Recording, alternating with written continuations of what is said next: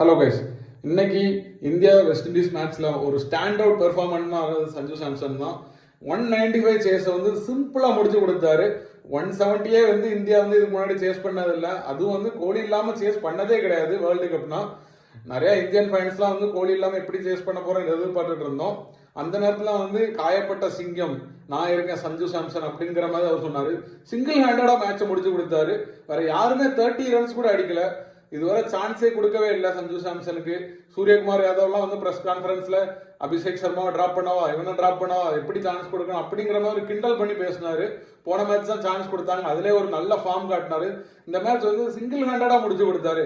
யாருமே 30 ரன் கூட அடிக்கவே இல்லை.